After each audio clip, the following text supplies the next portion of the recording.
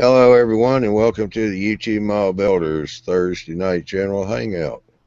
Thursday's Hangouts are for the general discussion on mile railroading that we all can set a topic to discuss for the night. My name's Johnny Reb from Southeast Rails. Thursday's Hangouts are the proud sponsor of the YTMB Builders EMAG, YTMB Builders Live Show, and the Tuesday night presentations. You can go to youtubemallbuilders.com. There you can click on EMAG, live show, or the Tuesday night presentations to get the schedules for show times and dates and who's presenting and what their topic is. We've got the live show coming up this coming Saturday, 2 days from today. That's going to be Big Bill hosting, Barry directing. Won't be me. I'm on vacation. They're going to have Troy, Pacific North Central, on, talking about his layout. And they will also have Bill, the track planner, discussing operations on Troy's layout. So that's going to be a big show, good show. And so you want to make sure you watch that. That's going to be 9 o'clock Central Time, Central Daylight Savings Time. I've been kind of corrected a few times, get my times right, time zones. So it's 9 o'clock Central Daylight Savings, 10 o'clock Eastern Daylight Savings Time. So be sure to check the show out. It's going to be a lot of fun. A lot of good stuff to look at. Troy's done a great job on building that layout. He's doing a few things a lot of people don't do, so it'll be pretty interesting to watch. Let me see. I'll go ahead and give you a few more dates. August the 23rd, the Tuesday after the live show. That's the Mike and Barry Tech Show. And Barry and Mike are going to be introducing the pickaxe circuit board and some of the uses of it for like controlling lights in buildings. That's going to be a good show there. One thing about the pickaxe is it's a very inexpensive circuit board and not too hard to handle. There are a lot of programs out there for it already on YouTube if you want to go look them up. And the next Tuesday night show will be September the 6th. And that will be myself and Bill Baronic, the track planner. He'll be presenting something. I think the last show was about operations or something like that. I'll be honest with you, I haven't asked him what he was going to talk about. But he's always got a great show. Anyway, why don't I turn the screen share off? So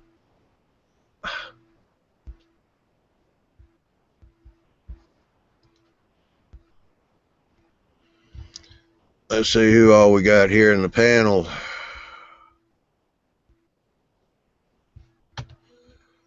Got Shane. Mr. Shane over looks like he's weathering up a locomotive. Pacific North Central Troy's here tonight. We got Mr. Newcastle, Mark, and Jason, Scott, Mr. Hillbilly, Mr. Hawks, and Mr. Curtis. How y'all doing tonight? Want to say hey to everybody in the in the Q&A. For those in the Q&A, post up your questions and comments so we can answer them and air them. And yes, Professor, Shane is an N-scaler. Professor said, oh, N-scale weathering. Let's give Professor a little closer view. I'll go ahead and present you, Shane, while you're working.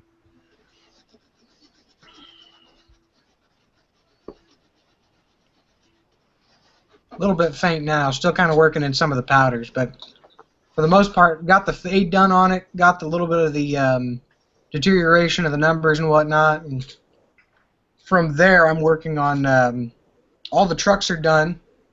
The side frames, at least, are done with the rust on the shoes and springs. The dirt's on. I still got to go back and do a bit of the ash weathering and powders, but after that, this is pretty close to wrapping up. Oh, okay. On the wheels there on the outside, do you usually paint those kind of a brown color to make them look partially rusted and dirty, like a lot of people do? Yeah, on my wheel sets, you can see these ones are done in rail tie brown. Mm-hmm. On the newer units, I'll use not so much of a rust color, but something maybe a little darker than this. Not quite. Well, I guess rail tie brown would work for the situation. They'd need to be a little bit lighter, almost a leather brown is the way they come out in the factory. But the wheel sets I weather in either rail tie brown or some dark brown, and then the outsides of the trucks I do about half and half. The lower half in dirt, and then the upper half in ballast or ash. Yeah. Yeah, because Professor said nice. What was the fade technique, airbrush or oil paint? Actually, the fading technique that I use, and I use this for both freight cars and locomotives, but it's actually just thinned down paint, which you can see. All it is I'm using, right now it's Vallejo paint, but I'm using both the black and then the white, but you just put about 1 or 2 drops in a small cup of some form, and then take 70% isopropyl alcohol and mix that around, and I usually go about 1 part paint to 10 parts alcohol, and then I mix that up real good in a cup, and then I brush the whole locomotive in that, and then in order to get that fade, I use white, and then when you're doing rail cars for the black wash, of course, you use the black, and then once you get everything pretty well painted on, I take a hairdryer, and I just go over the model with a hairdryer, and what it does is it allows that paint to sit, so if you're using the black, it seeps into the crevices, or the white starts to fade and streak. And then that rubbing alcohol, if you've ever dried up rubbing alcohol on the side of a car, you can see it starts to get real white, and that's what actually creates that fade. I've done it with an airbrush before. I've also ruined a couple of locomotives with white paint with an airbrush before, but this is one method I've found that is foolproof. You can overdo it and then go back with rubbing alcohol and slowly work your way back out of what you did, because every time you put that rubbing alcohol on, you essentially start over and layer it up. So all you have to do is put rubbing alcohol on and then wipe it off to take it all off. Oh, okay. Yeah, I had a question for you, but you can see I'm having a senior moment. How do you like in the Vallejo paints? For painting with a brush, I love them because they're a little bit thicker, especially when you're doing small detail. I've got a... Now you're using Vallejo model? Yeah, the model color. Yeah, because Vallejo Model Air, I think, is the airbrush. Yeah, and I've got this 260. I don't know how well it shows up, but I should probably take it out of the packaging. Wouldn't be so reflective. But on the front, this is an in-scale locomotive from Bachmann. I just got done running the, I don't know if it's going to show up, the ropes for the bell and the whistle. Whoops. Oh, yeah, I just can't see it. Yeah. Yep, see and it. I like the Vallejo both in the air and the regular brush because it's a little bit thicker.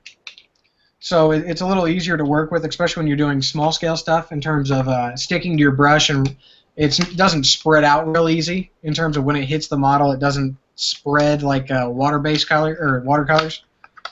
But for airbrush, I'm not a huge fan. It seems to gum up the brush really quickly, and I don't know if it's just me. I know there's some guys that swear by it, but I find myself spending more time cleaning out the nozzle of the brush because it gums up as compared to actually painting with it. I admit I have not sprayed with it yet. I've got some things ready to go to get airbrushed. I plan on using Vallejo. But watching YouTube videos of the military people and all that, car modelers, they're Wow. using it pretty heavy. Yeah, they say keep a Q-tip of alcohol. Very handy. So while you're spraying, so like after you sprayed a side or a wall, Right. take that Q-tip soaked in alcohol and rub the nozzle clean, and that really helps out a lot. Yeah, like I said, it's really thick paint, and you can sit there and thin it down. I clearly haven't found the consistency for that thin down yet, but it's just really thick. That's why, like I said, that's why I like using it for brushing when I'm doing small spotter stuff. But Yeah. for airbrushing, I just still haven't quite caught on.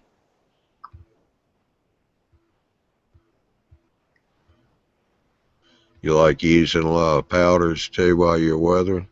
I am a big fan of powders, actually. There's some effects that you just can't get with powders that you can get with an airbrush. And if you go back to, I believe it was last September in the EMAG, I wrote an article about weathering a 210-2 in-scale steam locomotive. And I talk all about the way I weather. And now, granted, that's steam, and it's a little bit different for diesel, but it's the same general thing. A lot of my dust and whatnot along the bottom of the locomotive, I usually do in airbrush, just because I think anything that's really kicked up by air produces better out of an airbrush. So the ash, the soot on top, and the dirt I do in airbrush. But all the rust and streaky stuff like that, I'll come inside and I'll start with my rust paint and do just real fine streaks, and then I just powder rust because it gives it a little bit of that fade to rust. Because if you ever look at a rust spot, it's not a solid edge where the rust stops.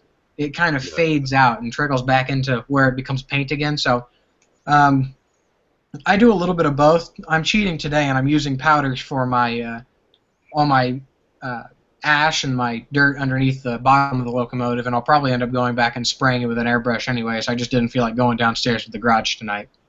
Yeah. Now, But once you get it all done, you seal it with some kind of dull coat, or I don't. That's only because most of my stuff, once it's weathered, it doesn't really get handled. I have sealed it before. The biggest thing is you got to tape over all the windows, and I worry about it being shiny. I guess the biggest thing is I don't seal it, and then if I ever need to touch it back up, I can. I don't have to worry about trying to strip off the seal or anything like that. I can just touch it up, put it back on the layout, and it's ready to go. yeah. Are you using any powders? Currently, I am. What brand do you use? It's well, I've got a little bit of this Tamiya weathering master powders, and it's good for some stuff, but it's really not great. Everything that I have in terms of my actual powders, though, because that's more of a pastel, but it's all the Bragdon Enterprises, and I've been a fan of Bragdon Enterprises for a long time, but I actually just 2 weeks back was weathering at one of the layouts here in Kansas City, and somebody had me try pan pastels. And I was blown away because it doesn't take as much powder and it sticks a heck of a lot better. Yeah, So, it's got a oil base to it. yeah, so I'm getting ready. I'm working on getting the funds together, but I'm getting ready to go back and buy all my colors in pan pastel, which I've got 4 colors in rust and 1 soot color, and then my ash, my 2 browns, and my grimy gray. So I'm gonna break down and buy them all. But yeah, I was blown away by the pan pastels, how way they work and they stick, and they don't rub off as easily as the Bragdon Enterprise powders. So, which I wouldn't say the Bragdon's bad, because it's not. It's a really wonderful powder. It tends to smudge off a little bit. So if you plan on handling your locomotives, I'd go down the road of pan pastel. But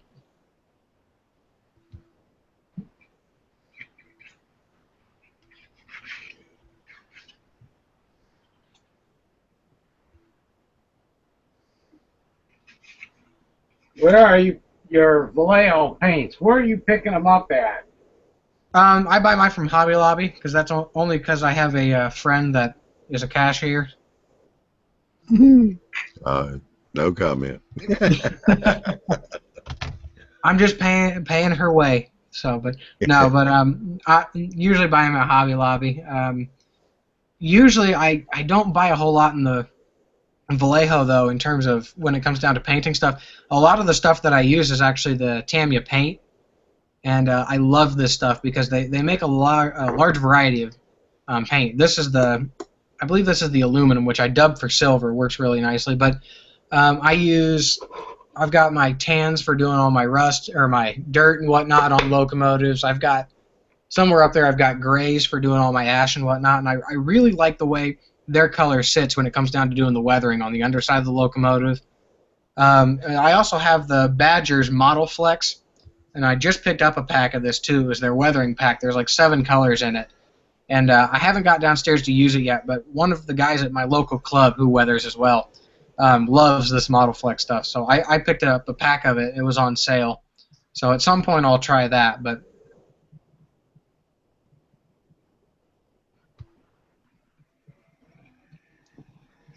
Oh, okay. Now I see what's going on. Newcastle made a post, and it's actually somebody else's post. They just put it in the wrong place. How you doing, KLGR? AG? I think you're new to our thing. Oh, all right. We're going to take a minute here. Hey, Dwight, how you doing? hey, Dwight is in Germany right now, so That's right. he may not be able to hang in here for very long because of the erratic internet. Right. And since he's kind of waving his hand a lot, I'd say he doesn't have any audio. Can you hear me? Yeah. So far, we'll see how it works. It's 4 o'clock in the morning, so Well, hello there, Dwight. I just miss you guys. I just want to see what's been happening. Well, you'll be back 1st of October, right? Yes. All right. Well, don't plan on jumping in Hangouts because they'll be gone when you get back. They're doing away with Hangouts on September the 12th. Really? Yep. Wow. We'll be on YouTube Live, but we got to figure that one out. Well, thanks for telling me. Yeah. So, yeah, when you get back, you trying to find us. We're not there, so. Okay. You have my email, I think. So. Yeah. Hey, Johnny, Thank you. Yeah. I just want to let you know, Bill came on. As soon as you got off last night, Bill came on about 5 minutes later, Big Bill. And he told me they were doing testing next week for that YouTube. They're going to be testing. To the YouTube Live, they're going to start testing it next week to see how it's going, so they can get it up and running. Who's testing? He said he was. Him and somebody else. They said that's all he said to me. They are starting to test. Him and somebody else. I don't know who. Yeah, okay. They said the test runs start next week. Yeah. Hmm. All right, got a new guy here, KLGRAG. He's got a comment, and I want to get him in here since he's new. He said, I started a quest to do 25 custom in-scale reapers. I made my own decals and everything. Last night, after I had the decals on, I used testers, clear coat, and the aerosol can to seal it. Whoa. Wherever it touched a decal, it bubbled all over the decals. You gotta use Microsoft. Yeah, that was probably, yeah. You'll need to use Microsol on that. It's formulated for decals. And I'm sure Shane would have a few comments about that, huh? yeah. Well, like you said, Microsol helps, and then the testers. I have testers, both on the dual coat and the clear coat. And I'll be honest with you, in the aerosol cannons, I'm not a fan. That's one of the primary reasons I don't seal any of my stuff with dual coat or anything like that is because I haven't really found anything that works great. On the flip side of that, a lot of these Bragdon powders disappear with dual coat. That's the other reason I don't dual coat my weathering stuff is because the powders disappear. But yeah, I haven't had really good luck with that testers dual coat or clear coat. I'm looking for something They say they make some stuff you can shoot out of the airbrush, which I think would be a lot easier to use when you can sit there and kind of finesse your dual coat, especially the application of it. I just, like I said, haven't had a lot of time to get downstairs and spend some time on the airbrush because I've got all kinds of paint stuff to get down there and do. But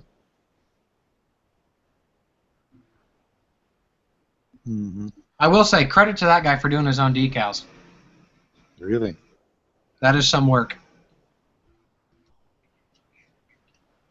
I've got 2 locos that have got the same number, and I like to take one number off and change it, and I'm real scared of doing it because I don't want to screw the paint job up. I saw. What is it? I just watched a video last week on that because I bought 4 locals. They all have the same number, and the problem is they're not a decal. They call them hand paint, where the numbers are painted on there from the factory. Well, they say to take the red microsol, and take a piece of like tissue paper or something, put it over the number, and then put the microsol on it, and then let it sit there for about 5 minutes, and it will eat all that up right there. And then you just take your Q-tip and wipe off whatever's left, and then put your decal on over it. I did see a similar one myself, but again, I'm a little bit gun shy. You know, we paid $200 or $300 for those engines. Last thing you want to do is, I think probably the practice on an old engine would be better, wouldn't you think? Yes. Yeah, I'd start there. This one here started out life as a New York Central. I got it because I picked it up cheap, and then it's going to end up going on that Feather River layout that I work on. We're starting a logging line, and as you can see, this will be one of the locomotives on it. But all I used was 70% isopropyl alcohol. Just kind of dip it on there, and then I've seen guys use both Q-tips to rub it off. The thing is, you know, the more rubbing you do with that, some of the paint comes off with it too. I've also heard guys use pencil erasers. So. Can't you use? I'm sorry. I just want to say this real quick. Can't you use color matching to the color of the logo just to go over that, and then just put something over it? You could. The only thing I'd be afraid of, though, when you're doing that is keeping it from looking like a patch, like the UP patched over their C&W AC 4400s. That'd be the only thing, at least for me, that would kind of, I'd be a little hesitant on, is for that to blend in more than look like a patch on the side of it.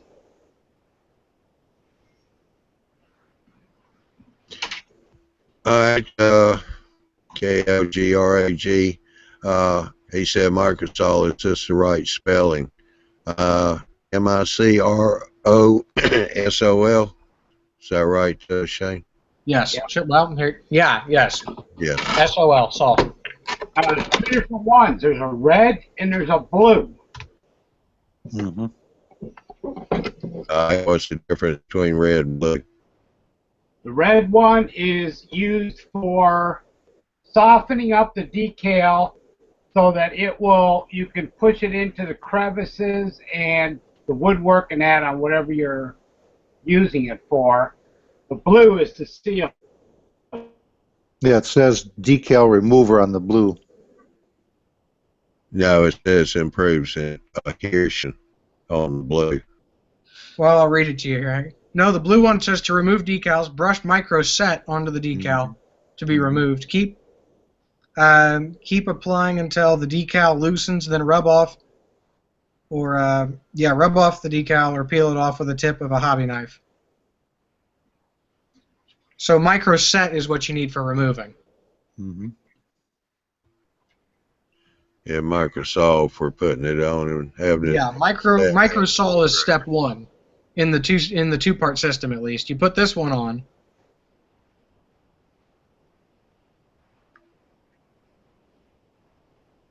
So the red's for putting it on, the blue's for taking it off. Yeah. I thought the blue was for setting it. Well, the blue it's a two-part system. You start with the red, you brush it onto the decal, then you put the decal on, and then you use the blue to set it in place on the model. and then you can use the blue as well because the blue softens it. That's what gets it into those crevices. The blue softens it, so you can use the blue for softening the decals and then taking the decal off. Yeah, because when you're holding it up at first, the front of the ball says for, better adhesion. Right. Improves adhesion.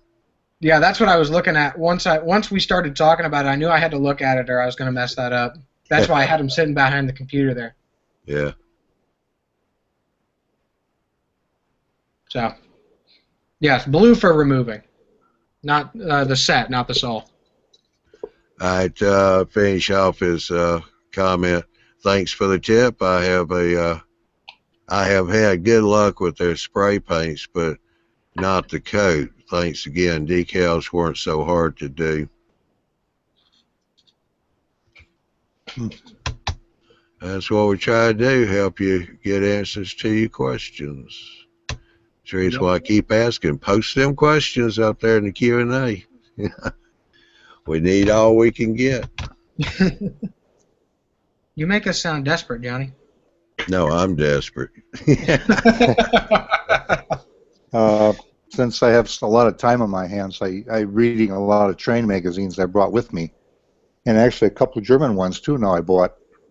But one of the American ones talks at length about paints. Since we can no longer buy polyscale, talking about the paints you buy at Michael's and all these their shops, these discount shops. Right. So the guy was trying to use it in an airbrush, and then he ended up having to use like these Americana paints. He used a two-step system to thin the paint properly so it adheres properly to the engines. To thin it out for the airbrush. Huh. It was an interesting article. It's a long article. It was from last year. I was going to say, what issue is it in? Let me just grab it here. Yeah, what magazine? Yeah, I'd like to read that.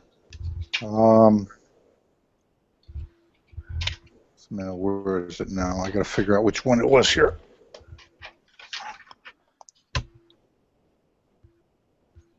Because say I use the it was Model Railroader. I know that. Okay, thank you, Scott. Troy's trying to get back in on the panel. So Scott dropped out. Hillbilly Railroad to let him in. Because say I use was it the Academy acrylic paints from Michael's, and I love their burnt umber for weathering, especially doing rust spots and whatnot. Now, is that a oil base or a water base? Is it acrylic? Yes. All right, that's water base. Yeah. Yeah, that's what he's dealing with is acrylic, not oil. Yeah, those that you're talking about, Apple Barrel, Americana, those are acrylics. Mm-hmm. Water-based paints. I'll find that article now. Boy, it was a long article, in depth. They usually run in price range from about, I think, 80 cents up to about $1.50, 60.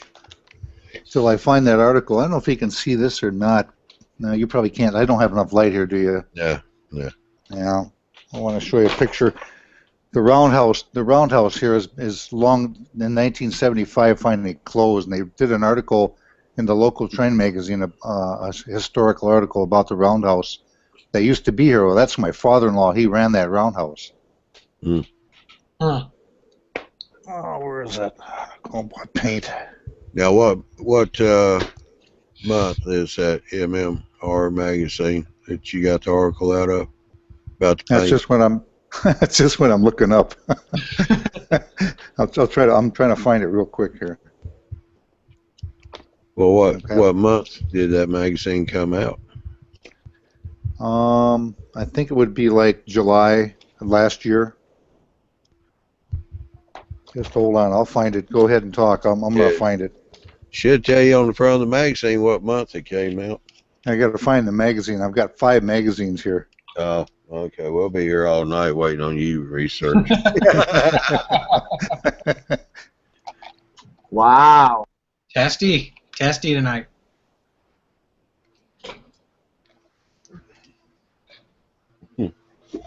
No, we hadn't seen Dwight in a long time, so we got to catch up on our Of course. picking. Well, in the article, he mentioned how hard it was to find colors because Americana doesn't make, per se, railroad colors. No. So what he did was That's a take craft some old paint. poly... Huh? Those are craft paints. Those are Right. for crafts. Right. So what he did is he took a sample of the color that he wanted, like from an old polyscale bottle. He went to the craft paint store and just held it up to the samples that they have there in the store to try to match it the best he could. Because he said they don't come in railroad colors, obviously, because they're craft paints. Which is the downside, of course, because they don't make railroad colors.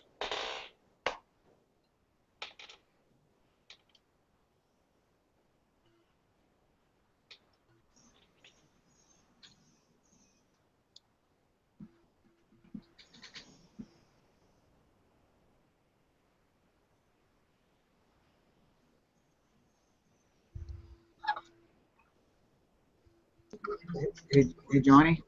Yeah. I'm jumping out just because this room's getting full and just in case those two want to come back in. I'll be in the Q&A because I don't yet. All right. Appreciate it.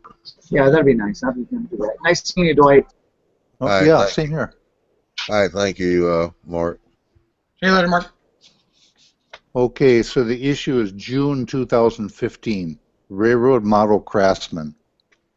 Using craft paint as replacement of polyscale acrylics. So what he does is he takes one bottle and makes like 4 or 5 bottles the size of the old polyscale bottles. So it makes them go for a long way. Yeah. Because they were expensive anyway. Yeah, June 2015, Railroad Model Craftsman. Very good article, though.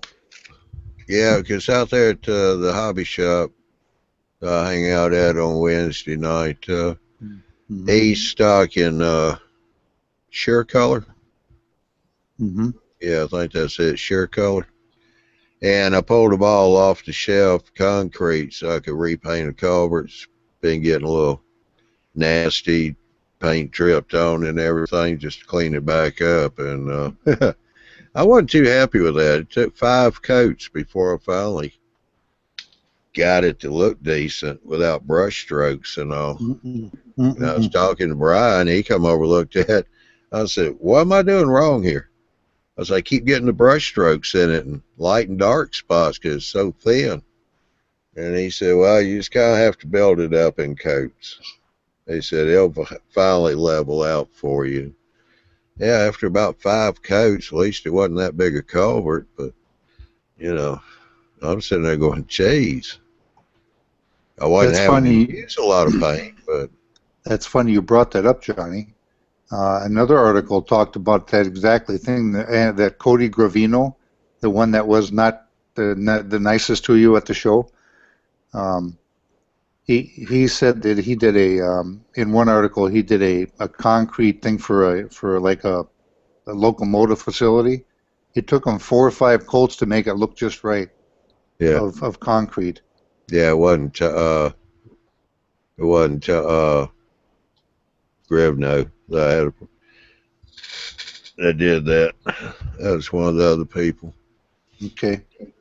Yeah. So anyway, to get back to this, what they did in the airbrush to make those Americana scale paints or whatever, he used airbrush medium, and then he used a photo flow, like a flow aid combination to make the stuff laid on. Oh, okay. Uh-oh. I think we lost Dwight.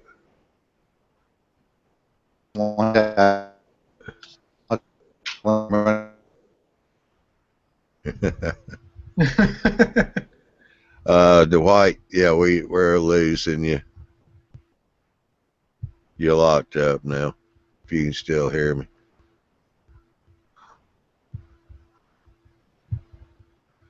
All right, Mr. Newcastle is. He's still making an attempt. Yeah, he doesn't realize he's lost his connection. I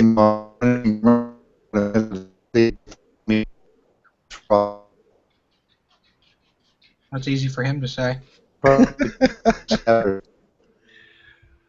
oh man. Uh, Dwight, if you can hear me, we've lost your connection. You're just in and out, and you're very digital on your audio. We can't understand what you're saying.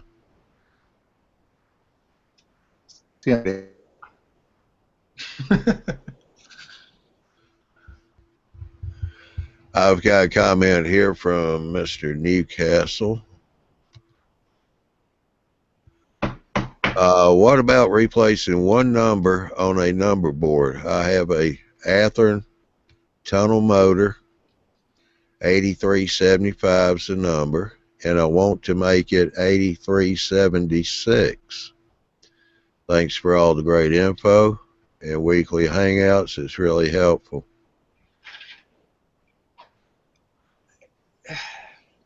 On a number board, it's a little bit trickier, and I had the same issue. I have a pair of KCS 210-2s, and they both came to me as number 220, and now one of them's 231 as a sister unit. And one of the big things, that, like he said, is the number boards or number placards, especially on Steam. The only real way to fight that, I have found, is one of the guys in my club, he prints his own and then cuts it out to the size of the number board and then glues it onto the face of it. And then Microscale makes, on their decal sheets, at least on the Montana Rail-Link ones I have, they make number board ones too. So you take the number board lens and you decal the black sheet on there, and then you can decal the numbers on the front and then put them back in. That's probably the best way to do it. Granted, it's easier in bigger scales as opposed to my piddly in scale here, but that's probably the way I would do it.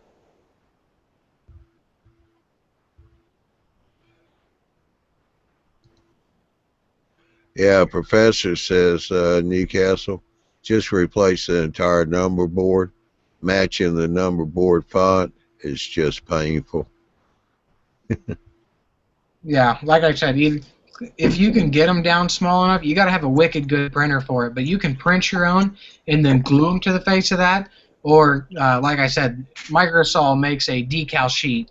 It's just black round or black square or rectangles with the corners rounded off. Just decal it to the front of that lens and then decal your new numbers on the front of that. That was somebody posting on the YouTube page under the comments section. I was just trying to send those up, at least get them answered. Oh, okay. Appreciate that. I kept, though I did post the link to the Q&A. Yeah. Those were just some that were on there. Yeah. Thank you. I appreciate that, Newcastle. Professor says, quick, someone record that. We can make dollars as a electronic dance music song when Curtis went digital.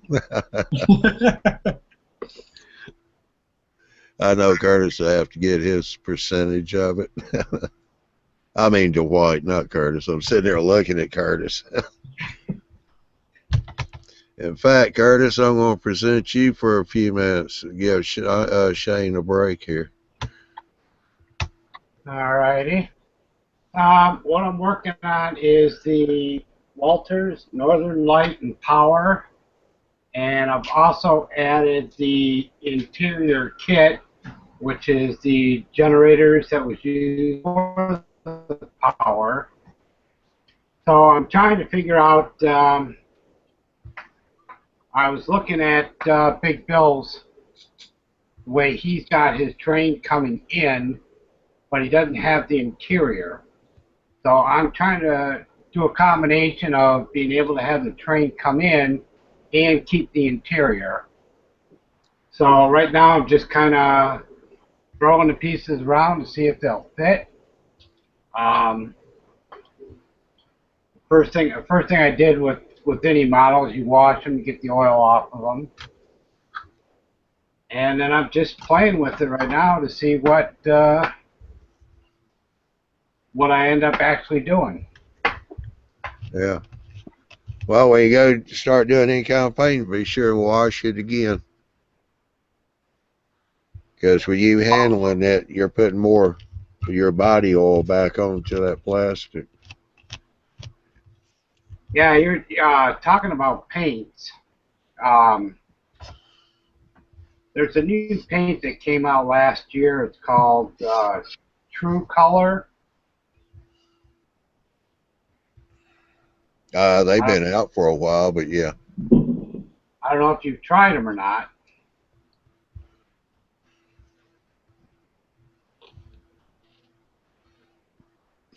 No.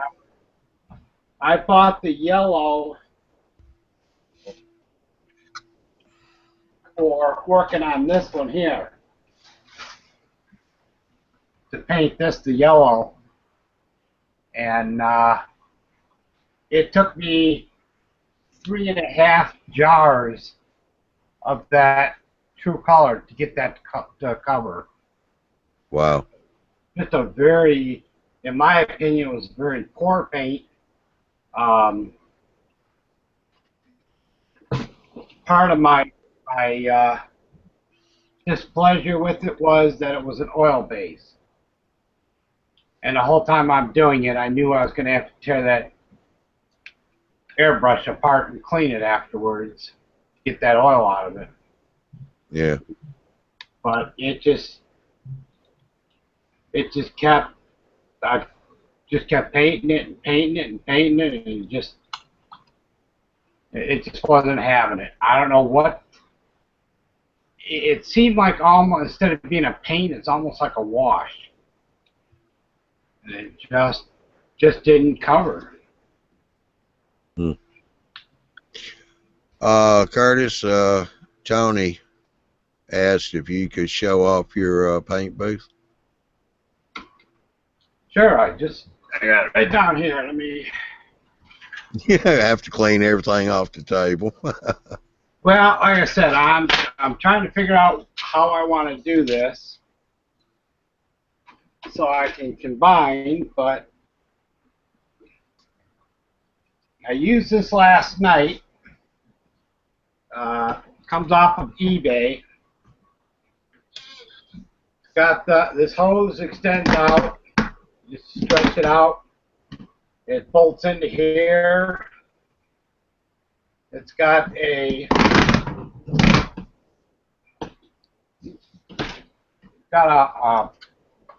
box right here for storing your plug.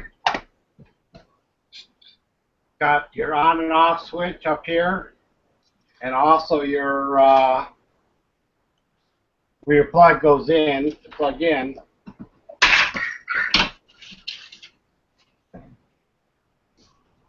And all you do is the bottom of this comes off of here,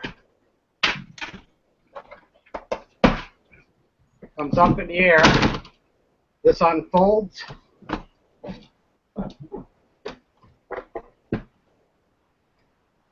And then these go up like this, and there's little tabs there. So you put each side up like that, and then I can get this to. Get back your camera up just a hair.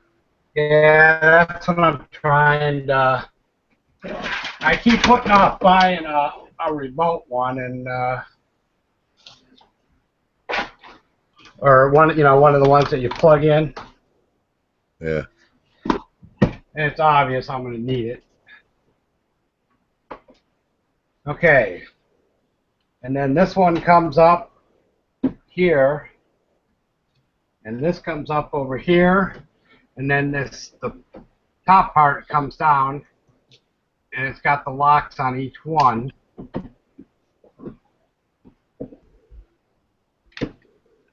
And it locks down on them.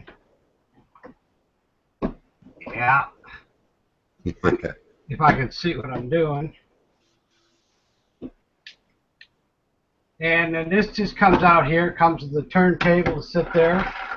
It's got your, this has got two in it. It comes with two. It's got a blue and it's got a white.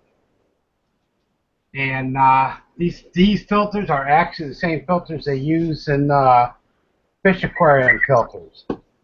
But it's got even with the two of them, and I sprayed about a bottle and a half, and there was no smell. Nothing came out the other end of it. Worked great. Yeah, the nozzle just fits in a window that you close down on it right to exhaust to the outside. Yes, I don't have a window, so I just stuck it up into the L girder and wedged it in.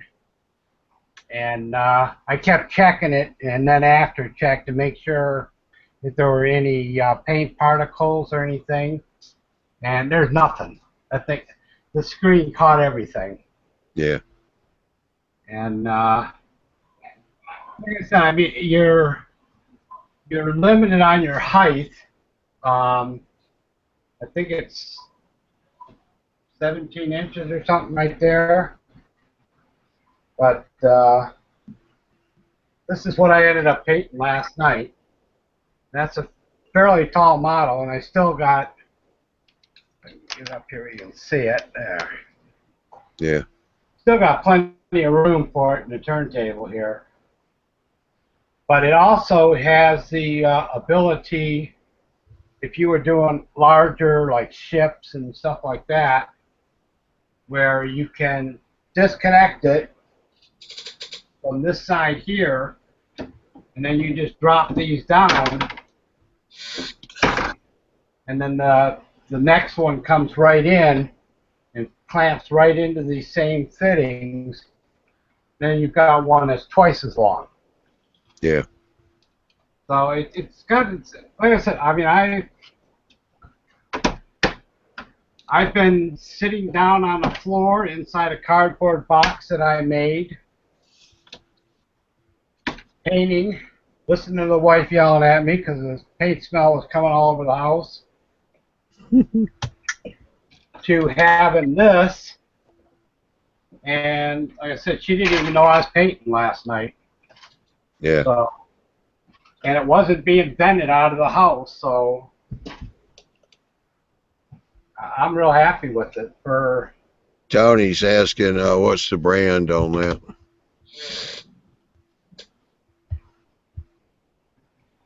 Who makes it? made in China.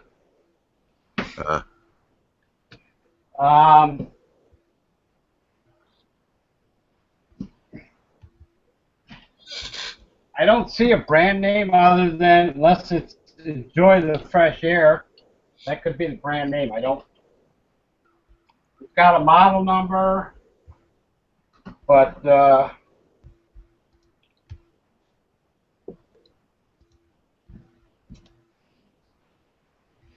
Mark wants to know, how loud is it?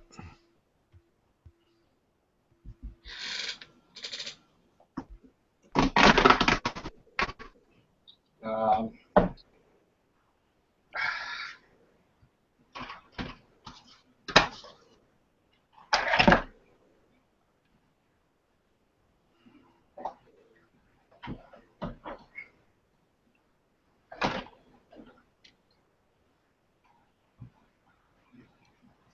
Oh, yeah, dude. I mean, is it very loud when it's running?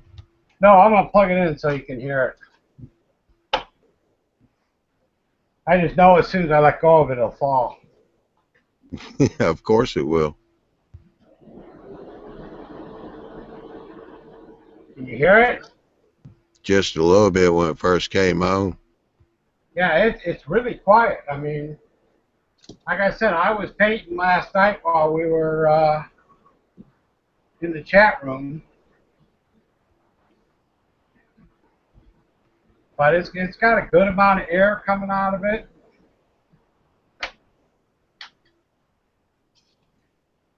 For $60, you can't go wrong. Yeah, where did you get that again? Off of eBay. Do we still have the box out there? No.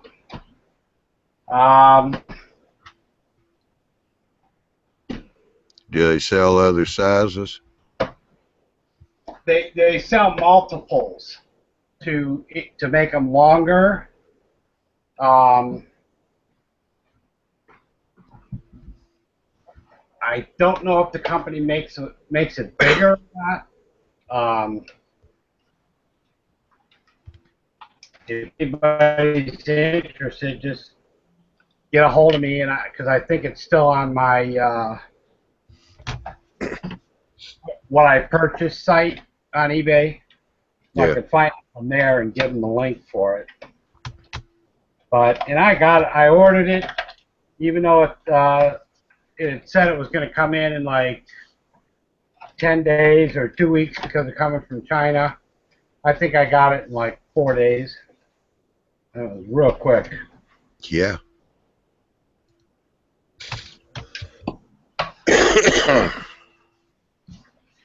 But it's pretty good, and then I could just store it under the layout. Out of the way. And that was $60 for that paint booth? Yeah. Okay. I got one here from Let Go My Ego. Hadn't heard that one in a long time. How you doing? Random Turner Inner. Used to build models as a kid. Cool paint booth. Don't have anything like that in the 70s, LOL. No, we didn't have a lot of stuff in the 70s. Kind of why I got out of the hobby and then got back into it was DC. I like to be able to have multiple controls, run multiple trains, but back in the day, it was watch the train go around the tracks for the most part.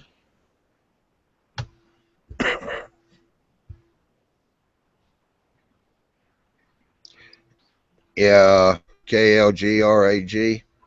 Looks like a nicer paint booth than the one I made out of a storage tote and a bathroom vent fan.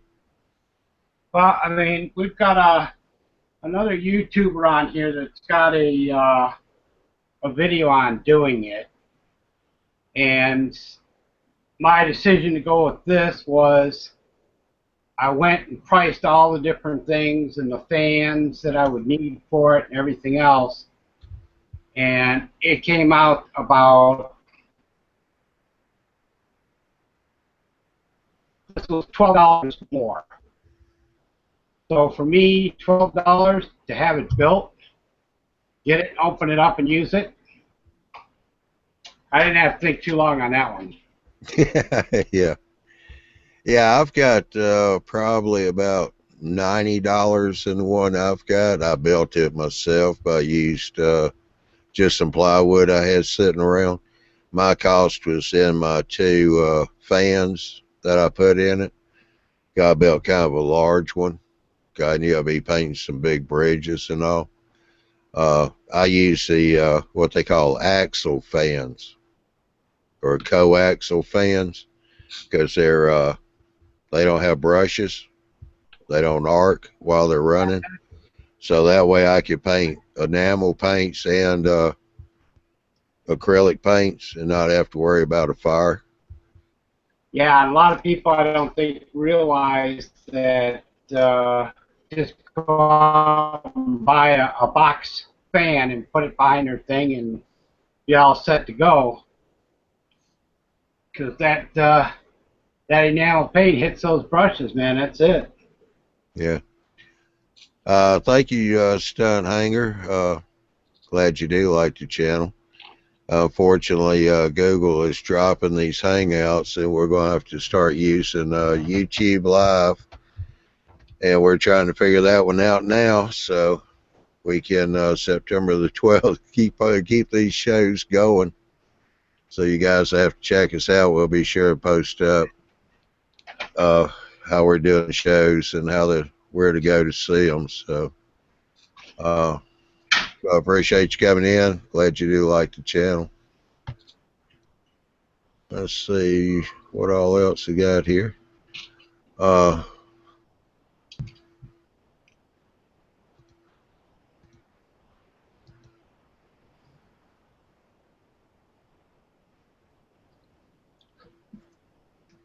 Yeah, Ken Anderson. Let's see what we got here. Yeah, nicer than the one I built. Yeah, okay. Yeah, nicer than the one I built too. I used a range hood fan with a downdraft system, custom galvanized box to convert to a 4-inch pipe. That was Ken Anderson. Hey Ken, how you doing? Yeah, like I said, my first one I built out of the dollar store 1/4-inch foam board. Yeah. And I cut a hole, made the four walls in the back, and cut a hole in the top, and put a fluorescent light in there, and that was it. It was 2.5 feet wide, 2 feet high. I didn't have a fan on it, but it kept the paint in there. Yeah. Well, glad to see you. Come check us out there, Stunt. Hopefully we can swap ideas and all on how to use paints and weathering effects and stuff like that. We all kind of share the same ideas on stuff like that, paints, weathering. And also, Stunt, hopefully you got a pencil and paper. My email address is southeastrails, all one word, at gmail.com. If you could get in touch with me, because I sure would like to talk to you about that YouTube Live.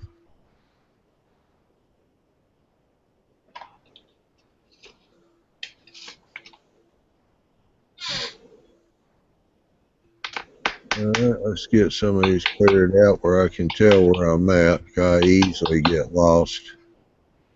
Ken Anderson, pretty good. I hope y'all are as well.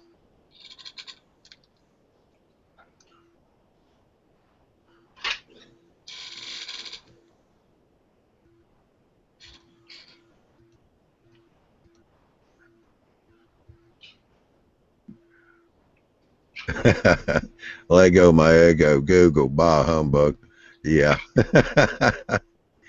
I certainly have enjoyed these hangouts here because they let us have at least 10 people up here on the panel. And if y'all watch our Tuesday night shows, we just have the host and a presenter. Miles Hale does tours of layouts when he's traveling around the country. So, and those been working really well. Speaking of Miles Hill, I was at the hobby shop the other day, and I picked up an old from the, I want to say 70s or 80s of the MMRA. And I opened it up, and I'm going through it, and here's a picture of Miles. At first, I didn't even recognize him. He was so young. And then I turned the page, and there's a picture of Kathy Mullet.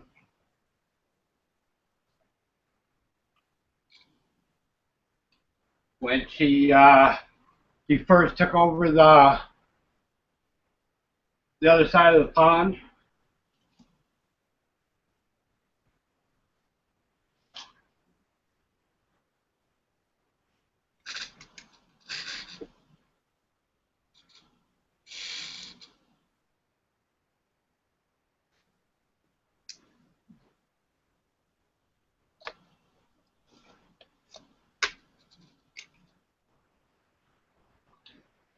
Does anybody have any idea what color generators are?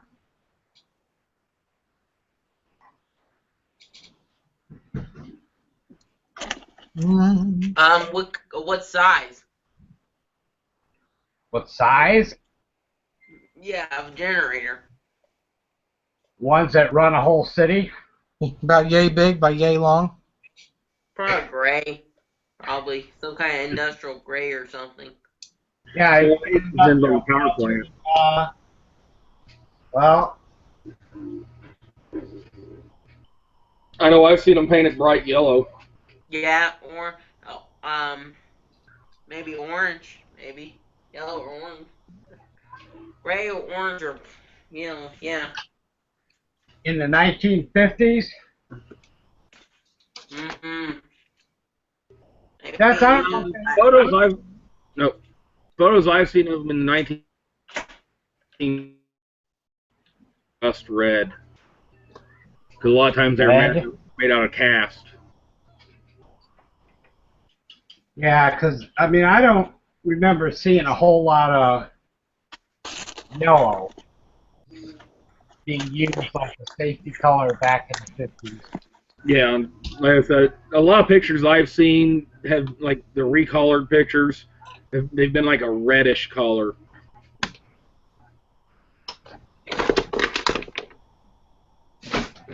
They didn't really worry about painting them too much back then. They just whatever color the metal rusted to, that was what it was. All right, I made it back. Just had a power failure. Knocked me out.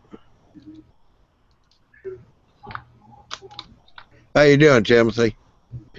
Oh, not too bad. My Oh, first glad. time here. Yeah, glad to see you here. I usually been watching you guys on the on my TV on YouTube, but I decided to actually try to join tonight. So, Well, glad to have you. thank you.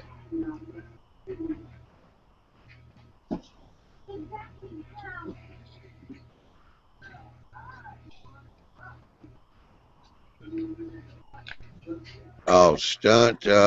Yeah, Southeast Trails at gmail.com. I just always post them.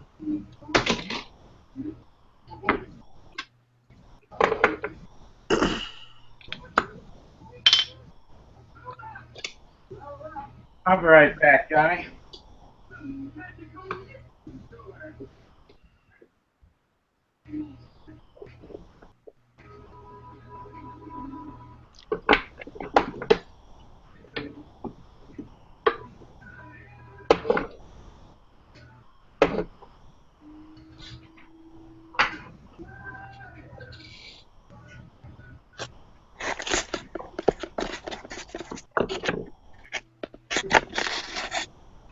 I got a little bit more work done on my tortoises today. Did you? Yeah, I recorded it live using that YouTube on live, just trying it out.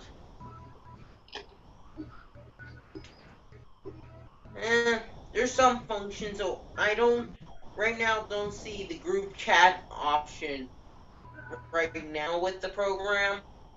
They might add that later. So right now, what we're doing right now is not there.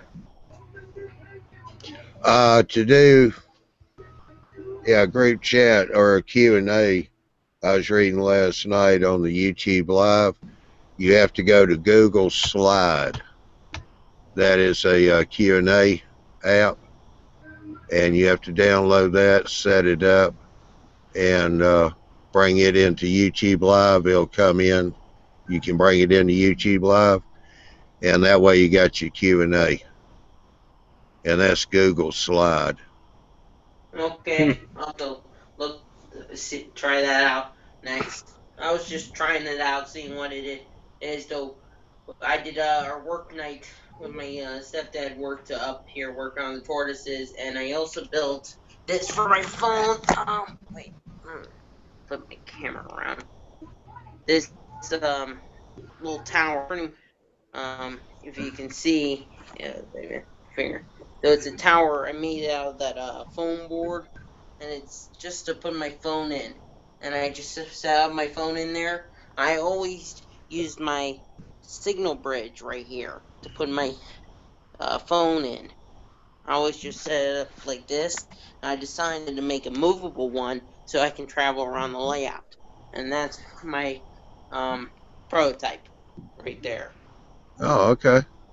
Yeah, that's what's actually got my camera in it right now. All right, that'll work. Hey, Bill, how you doing tonight? I'm good. I'm good. How's everyone doing? What's everybody doing? Well, we got Shane over here weathering a diesel engine. Curtis has just started the Walther's Powerhouse kit. Nice. I'm going crazy because I lost power and got lucky. I was able to come back in, but I've lost part of my controls here. What type of controls? I'm abused. I mean, I got everything else. I got the Q&A and all that going. So,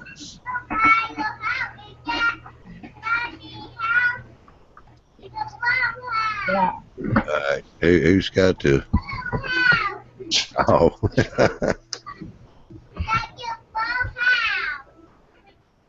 Timothy's daughter's getting online with us. I got 4 kids, and he's up watching TV. Finally, someone who has something serious to say.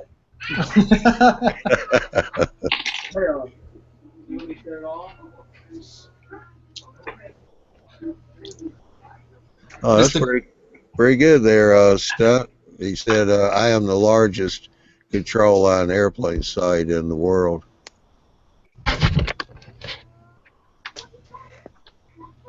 Newcastle, are those the... Yep, more of them done. I'm actually been doing, I'm trying out the program just to see that YouTube Live.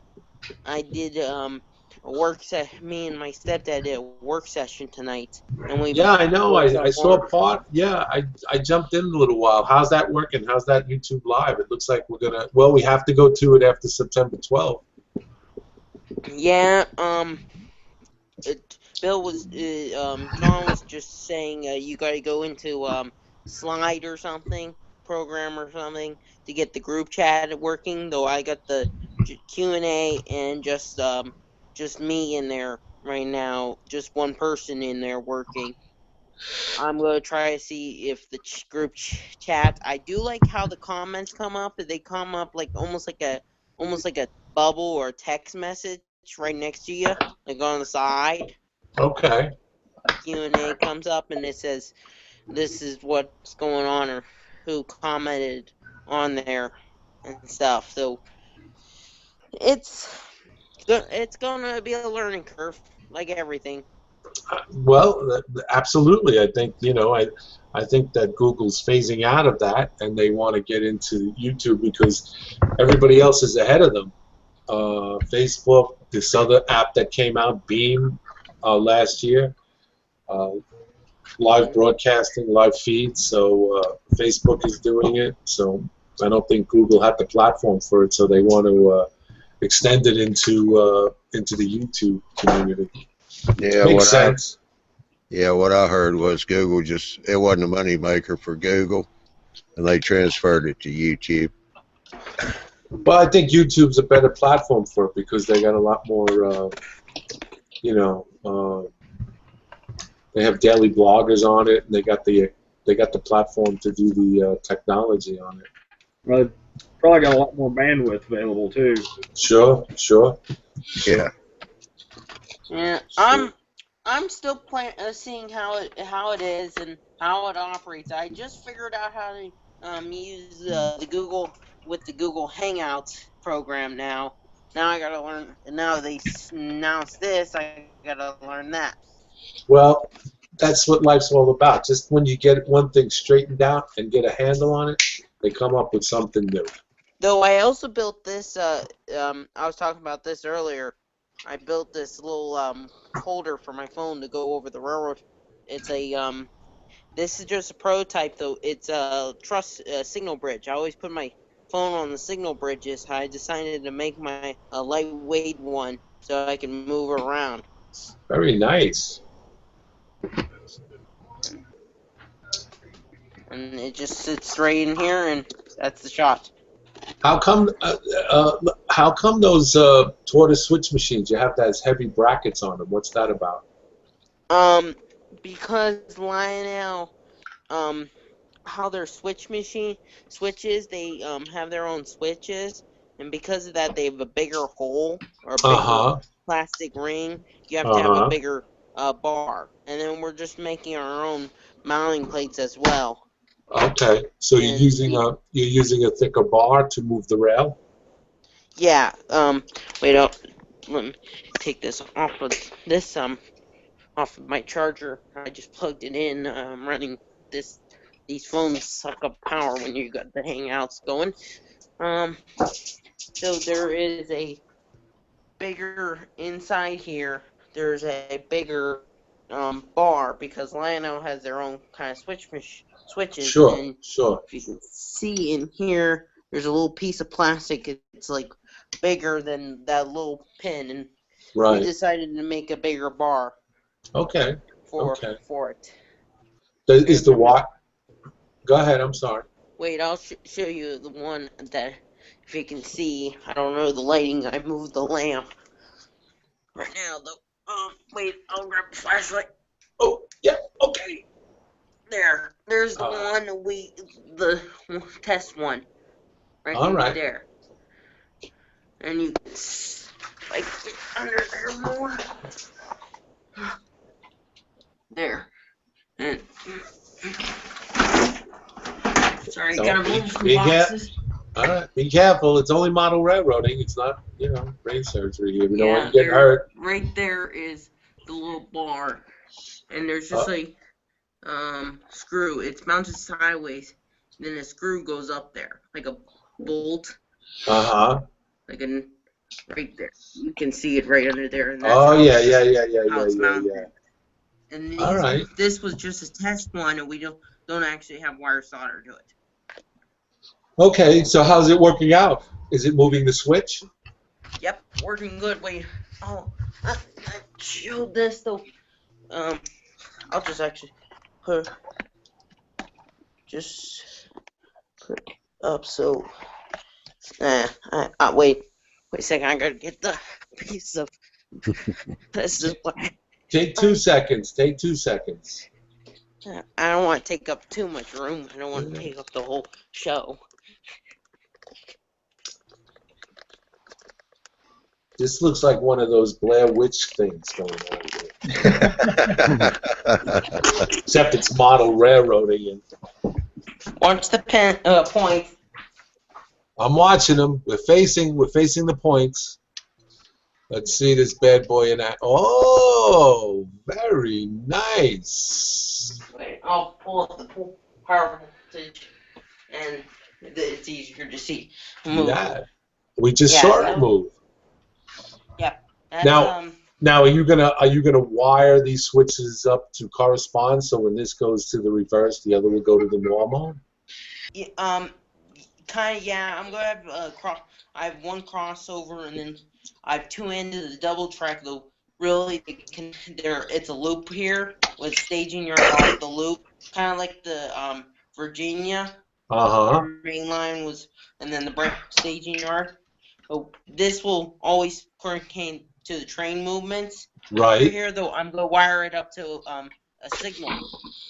Oh, okay. Okay. And bashing these ones. Wait, parts are right. So I'm gonna put the 1957, I think it is, rule book signal type for the fancy. And what I'm taking is I'm cutting these off. These are the cheapest I could find in O scale or the Z stuff signals. Right. So what I'm going to do is I'm going to take this, cut these to the head separately, This is from a Plasticville signal bridge. I'm going to put 2 LEDs in, and when the diverging switch is in, it's going to light up. The 2 yellows are going to light, and that signal is going to be a stop. And by rules, right. Actually, I'm just yeah, right here. There are rules that is a rule 283 medium approach medium. Right. Or no, actually that's rule 283 medium clear. Clear I meant. Right. Proceed wrote with the wrong rule. Right. Proceed with caution. Be prepared to stop within 1/2 range of your vision. And that's what I'm going to use for our diverging routes. And then for the clear route, it'll be just clear signal or caution. Okay, caution. And though it's going to be it's the Pensy style, like the one I just have, because during the last year I was just running these off a toggle switch. So these are the positions, like this. If this switch was lined for this route, this would get a caution, that signal, and then it times out to a clear. Right. And it's by the Pensy style of signals. Okay. And I'm also going to have signal boxes like the one here. Okay. Very nice. Very nice. And we're going to be using, when you're in the block, I'm hoping it's just another idea. I might be putting relays in the tracks. I can't remember the companies, though. Relays. What I'm trying to do here, because I'm a prototype modeler, I lean more towards Andy stuff of modeling. Actually, a lot towards. Though mostly because I'm an operation guy, I like to focus on more of the prototype operations and the prototype modeling and prototype freelance layout. I kind of set my goal is I don't want to use a computer here. I want to show people that say you can't have a prototype signal system without having a computer involved. Okay. And okay. I'm trying to do it that helps because it's O scale. I have 3 rails. I want to try to do it like the relays and how the prototype did it back then. It was all relays. It wasn't computer boards or anything. Right. Do you think that's going to take up a lot of space, those relays, since you're dealing in a 3-rail O scale? They're just like a relay board. They're just a board under I can't Ericsson or Airs. It's a signal company. They make signals. They also make a kind of a relay for HO those with infrared. I forget who it is though. The company does these relays, and I'm gonna put those in there. Right. And it's not gonna take much room. It's just gonna take rewiring a lot of these blocks. Right. The track. So isn't that always what you're doing while running? So, that's right. You're always doing something. Yeah. So I also put in uncoupling magnets. Still here. I appreciate you. Up anyway. Hold on there. Up because I'm putting some places I can't reach really easy. I'm putting uncoupling magnets in. Lionel's these ones right here. Okay. Hold on for a minute, Mr. Cohen. Hold on. What is it, John? I'm sorry. I was just going to jump in real quick because I think Stunt was fixing to leave out. He said, well, guys, I would check you out again. Appreciate it, Stunt, for coming in here. And, yes, I will check my email after the show here. I do appreciate your help on that. All right, back to you, Cohen. Yeah. Wait, I gotta grab my charger. So, it's 10% now. I've had it off the charger for a while. Yeah, Cohen's getting a lot more fancy on me about being my timekeeper. He's starting with sound effects now. Yeah, I know. I hear. I had earlier. I did I think it was a 1950 police siren. So you're not going to use JMRC when you get all those switches done? JMRI? MRI. These will be all hooked up to toggle switches, and with none of the computer stuff, anything. We're going 20th century here. So you won't get the experience if you have a Wi-Fi shutdown, your whole railroad shuts down on you. JMRI won't. It's pretty much the computer. I do not want. That's one thing I'm trying to design this railroad to be foolproof instead of a fire in situations. So because I actually want to that's the one reason why I don't go to JMRI is what happens if the printer breaks. You got to cancel the operating session. I'm trying not to cancel operating session. Do you have how many? How many people will be operating on this once this is up? Because of my aisle space, I wish I had bigger aisles. Actually, that's the one bummer. Everything else, all my givens and druthers, all my givens got in this slab actually. So instead of bigger aisles. I operate with 3 people about. Well, that's pretty. Me as passenger and dispatcher. I run the passenger train and dispatch, and then another guy, 2 guys run as a freight engineer and conductor. Okay, that sounds like a good plan. With prototype way builds and a sequence list and manual block operations. Wow, The Pennsy operating manual block till they didn't like CTC. Okay, they were against CTC like diesels at one time. They didn't actually till like up to the Conrail era. Actually, further in the Conrail era, was in like midpoint before this whole division I'm modeling got even one piece of CTC. Right. It was all manual block. Call the next tower, move this train needs to enter this block, and all that. I'm trying to, and it was ABS too. So you're trying to recreate that on your layout? Yep. Oh, good. That's very good. But John, I run block control right now. It's block control layout. It's AC toggle switches. Though one day I might go to some system. There's so many systems out there. Hey, the future's open to a lot of different situations. Yeah, I've been watching the blue rail control trains. I've been watching that. I think it's probably gonna be the cheapest way to go. Okay. So, yeah, my control panel is right over there. Man, look at this. That's the control panel, and there'll be 3-way toggle, 4 toggle switches in here, like this one. It's 1, 2, 3, 4 outputs. Even though you only need 2 to control the switch machine, it's to give me more outputs of the tortoise. All right, looks good. Mr. Cohen, take a deep breath, and we'll be back to you in a moment. Let's find out what everybody else is doing. Okay. Looks like you're running out of oxygen there when you're talking. I don't want you to hyperventilate on us and faint. John, you got any messages you got to give out at this time? Yeah, I've got a question here for Curtis. Yeah, you're there. Let me. What you got? Get Curtis back going here presenting. Ken Anderson has asked, will you use something for mortar joints or just paint the structure and leave as is?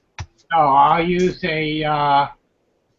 like a grayish white, like an 8 concrete that I'll wick through the bricks for the mortar, and then I'm going to paint the bricks more of a.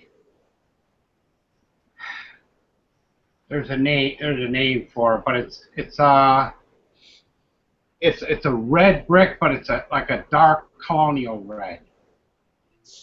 Yeah, got a deep red. Yeah, it's and then the windows I'll probably paint some type of like a forest green or something. But yeah, I'll wick these with the wash and get that mortar in that way. Which it's, I don't know if you can see it in here.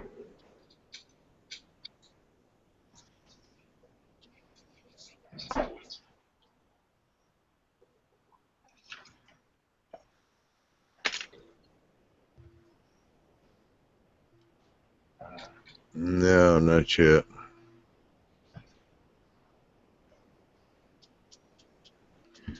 I think the yellow's going to overpower the color on the camera.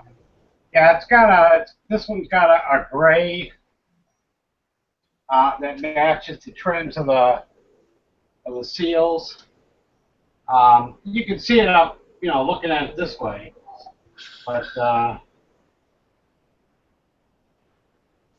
mean, it's real easy. You just take a paintbrush, dab it in the wash, and touch that model, and that paint will just wick right through it. All right, now is that a 50-50 wash or? Yeah. Yeah, you could even almost like a water. I mean, just enough coloring in it to give it the color. Let it flow. Let it sit for a couple of minutes. Wipe it off, and the mortar will be done. Okay. Do you paint that model prior to taking them off the spruces? Yes. What I'm doing right now, in fact, I was telling them about yours and how the train goes in it. Yes. So I had already bought the interior kit that goes with this. Right. So what I've been doing is the few pieces I had to take off the screws so I could figure out what I'm doing is with the flooring, which you remember on yours, where it's got the molds for putting in these things. Right. Right. Correct. Between these two like this, that back wall is right here. Correct. It leaves me that much room, which would be the length of one car that I could pull in here. That's correct. If there's not a car in here, they'll be able to see the generators with the door open. Very nice. So it'll give it some interior, plus it'll have a function of bringing a vehicle into it. If I may make a suggestion, you see that generator and the box that's it's attached to? Yes. I would paint that in a forest green. Now, see, we just were talking about that, and I just happened to look at the box, and it's got them painted a green, but it reminds me of copper when it starts oxidizing. Well, I did a little research on these things with the power. If you go to Hoover Dam and you look up Hoover Dam and they show you the power generators, which are tremendous, you'll see that they're in pristine condition. They keep that. The reason why is because they're powering. They need to be in pristine condition. It makes sense. They need to be in pristine condition because they need to be in working order to power whatever it is you're powering. So, for instance, on my layout, the South Brooklyn layout, it powers technically, in fantasy, it powers the whole entire layout. So it has to be in pristine condition. So I made sure to paint them. I painted them in a forest green, and I put interior light in it. So when the light is on, the same effect that you want to do, Curtis, is when you look inside and you see either the coal car or covered, whatever you have in there, but then you see your eye is drawn to the forest green. It's not so overwhelming, but it's still visible. And with the light on inside, it kind of enhances it and makes it look a little bit, like an industrial thing. And also, what I just recently did was I put what do they? I bought it off this circuit board. It was like $10. Well, it looks like they're welding inside. I hid it behind the thing, and it turns on. It looks like they're working inside. So yeah, that's a nice model. Once I think you get it up, I think it's going to be award worthy. Yeah, I'm. Well, I was trying to figure something out, and I was listening to Newcastle, and I happened to look back at this thing, and I think I might even go to the point of adding a crane. Nice. And I can put up some like red and green lights up here, warning lights up there. Sure. So I might very well do that. And then while I'm waiting for that to come in, I can do my painting and get things ready for the build. Well, you can always motorize the crane too. You can motorize it. You're right. You can do a lot of things with it. The smokestack, you know, the smokestack that it comes with. Yeah. You could run little flashing red LED lights right up and through the center, sort of like an aviation warning to low-flying planes. Because this was after we put in low-flying planes on a thin wire that flies over it. Yeah. I don't know if you can see down in here. Oh, okay. Smoke generator? No. What I did is I've got my LED wires. I got the red, and I've got steel wool up here, and that red light just reflects off it, and it looks like it's just crinkling up here in flames. Nice. Huh. Now, if only we could get real flames to come out. Yeah. Butane gas. It's got to be a way. Got to run a small 1/16 tubing from the gas line. Yeah. Yeah. Yeah, the wife would love that one. So would the gas company. Yeah, and the fire department when they have Yep. This was a model railroader tonight, trying to make it more realistic. Yeah, I was excuse me. I was going to buy those smoke generators, but everything I'm reading on them, and it's the same fluid they use in the steam engines for their smoke. But apparently that stuff is really bad on the rail. Yeah, because it leaves, it's like a carousel finish on it. When it smokes and the smoke settles onto the rail, it gives it a coating. And then you got to spend a lot of, cleaning rail. Who wants to clean rail? We all do, right? Plus the smell of it too. You don't want to. Well, Yeah. now they come out with MRC has come out with that Light Genie, where you can control the flickering and everything else.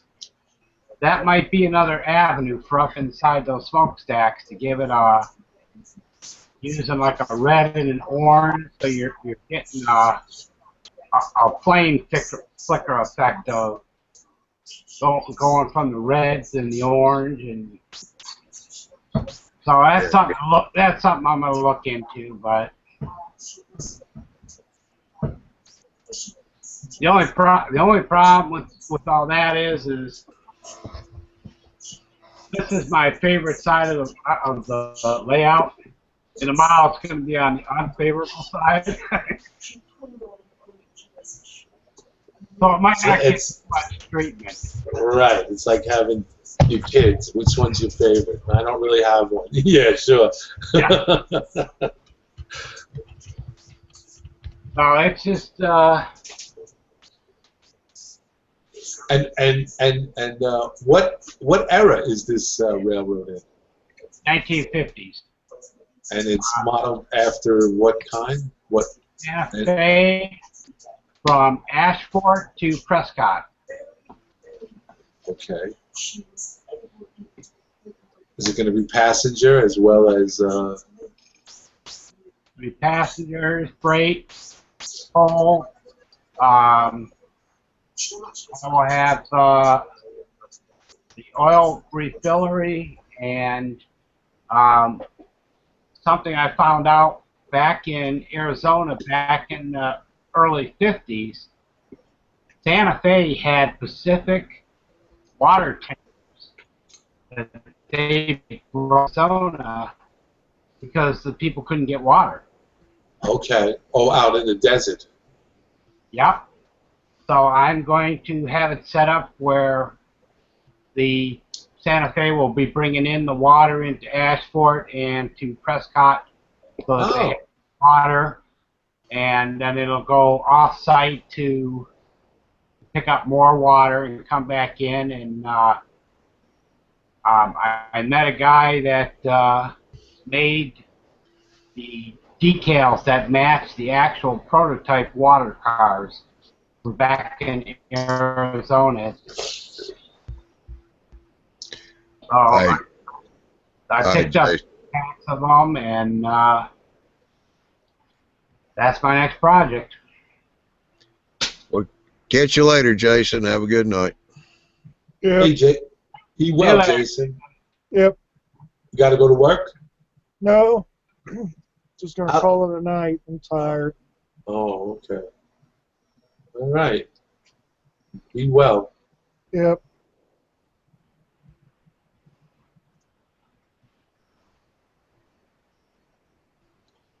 Real quick, Bill, Newcastle, how is your waybill operation going, Bill? Whose? Mine? Yeah. Well, my waybills, I am presently filling all these out. And making a lot of mistakes. But that's the beauty of this hobby. I got all these. I completed all these, and I completed all of these, and I'm in the process of getting everything really basically together. I came to find out that in filling out the waybills, that I am boxcar heavy and engine light. Got a lot of switching engines. Got about 8 switching engines of various types, but I have no motor power to pull the freight into the yard. So I'm in the process of looking for some GP 40s, 38s, and stuff like that in the Norfolk Southern style. And I've been in touch with Gino Sharp in regards to him helping me to kind of like do a little fantasy interchange with him and shipping some Canavelli pasta product to him, and some Brooklyn lollipops and candy to him, as well as with Tom Conboy. If anybody's seen Tom Conboy's latest video, I sent him some boxcars where he's put them on his layout, and he's using it as an interchange where I'm shipping him lollipops and pasta products and a few other sun-dried items, general merchandise. So it seems to be pretty good. It's, you know, coming along. I'm still getting the hang of it. You know, each day that I research it and look into it, it seems to be becoming more understanding. And so far, so good. I'm enjoying it, and I've incorporated a good friend of mine, Jerry Esposito. He's a good friend of mine. I used to work with him. He's retired. I'm retired. I approached him about the idea of operating, and he is very much on board with it. So I'm just right now in negotiations with his wife and how many times a month we want to do it. I suggested we do it once a month, but then I told him that once we do it, you know, the first 2 times. I think he'll get hooked on it, and he'll want to most likely do it more than 2 times a month. And his Your wife, railroad interchanges with them? with him, Yeah. no, he unfortunately, he's what's known as an armchair model. Yeah, that's also my pap that comes over and operates with me. Yeah, Armchair modeler. so I want to give him the opportunity to, you know, he's an N scaler.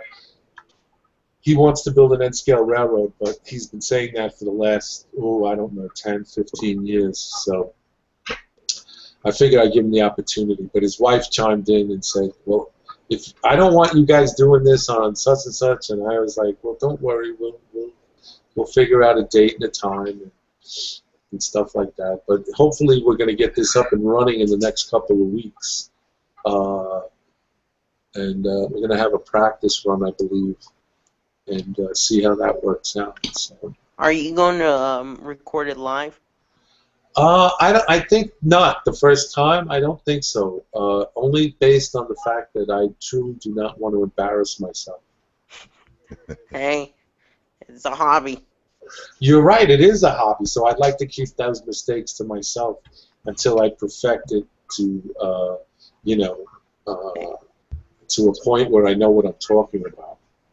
And only 1 or 2 mistakes here and there that you can let out. Yeah, right, exactly. I mean, first I got to clean the track.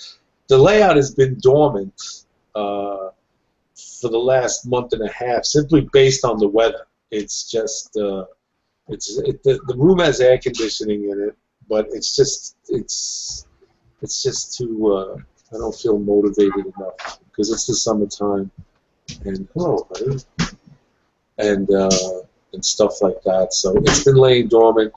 All the rail cars and all the rolling stock has been removed from it, and they're downstairs in the garage. And what I've been doing down there is basically putting them on the test track, cleaning the wheels, adjusting the couple of heights, and making sure that everything is weighted properly and that everything is just in running condition. And then I'm going to proceed to clean the track thoroughly and meticulously. And then we're going to set it up, and then my buddy Jerry, my friend Jerry's going to come over, and we're going to do a little bit of operations to find out how it really works and what we have to do. So it's pretty interesting. I'm having a good time with it, actually. I'm doing a lot of other things. I recently started building a couple of loading docks, offside loading docks that are opposite the factories and industries that I have, because I have some tracks that are storage tracks, especially for the warehouse district, because I have a set of a line of buildings that are like I call the warehouse district, and I have the track that coincides with that for loading and unloading, and then I have 2 tracks where I can lay up and store boxcars, either empty or full, ready to be transferred over, switched over to the industries. But in between, on the off sides, I want to put a loading dock so that there can be whatever maintenance or something like that. So I've been scratch building some loading docks, and I recently, I think I shared this with John, I got this, where the heck is it? Oh, I think I put it inside. Anyway, it's from Rapido, and they sell these uncouplers. It's like a round disc that you place up underneath your, hold on, I got it right in here. Just hold the phone. Hold that thought for 1 second. All right, while you're doing that, I want to catch something else here. Shane. Yep. Hang on here a second. Let me get you presented.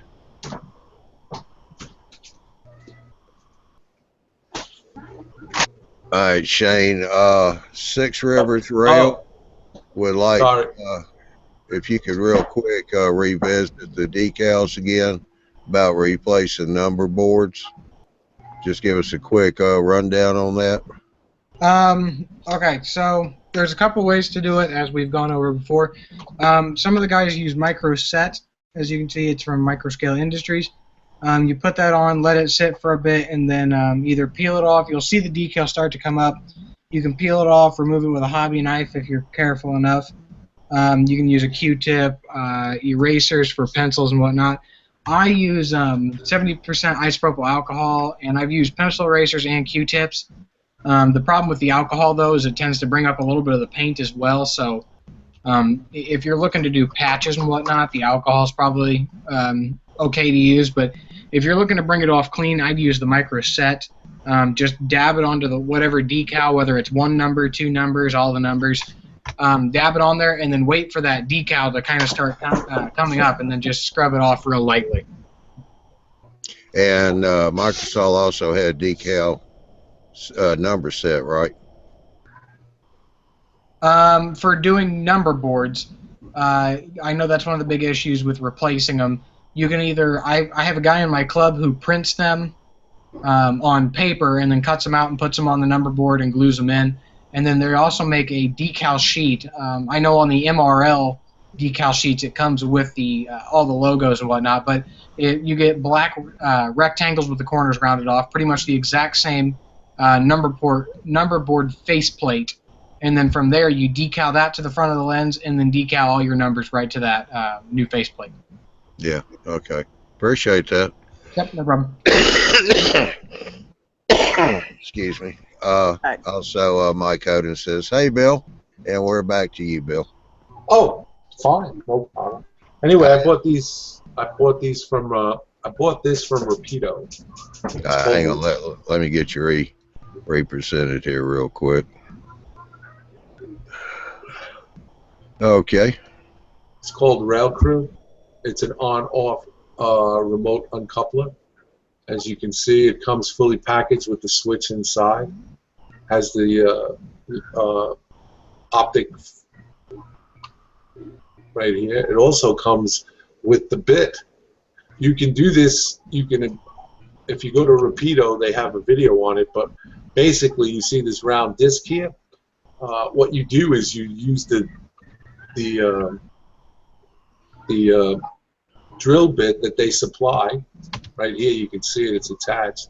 You center punch it where you want it to be, then go under the layout with a 1 3/4 hole saw, and you drill up because you drilled down. So you use that, you know, and go above. You can do it with existing track that's laid already, and place these under there. And they also give you a toggle switch and a face mounting plate to put on the fascia. And it's no unintended uncoupling, hidden under track mounting, easy to install on existing layouts, installation guide with pin included, LED between rails allows shows location, and toggle switch and fascia plate included. I saw it in operation on Rapido. They showed it, and it looks like it works great. So and Rapido even encourages you to buy this from their hobby shops and hobby because they charge about $17, $18 for it. But I went to Hogg's Train, I think it's HOGZ Trains, and they were selling them for $14.95. I bought the 6-pack of these, and they gave it to me for $13 each. So it was about $80 for 6 of them, if that's correct. I don't know. I didn't do well in math. But it's DC powered supply. That's not included, obviously. And but it seems like a pretty good deal. I'm going to put this at the head of the yard and all locations so I can uncouple the engines, road engines that come into the yard. And then this way I can, instead of using, you know, KD magnets or something like that, or using strategically placing these. It seems like a good deal. I'll keep you guys informed of how this works out. But are you mounting those in a panel?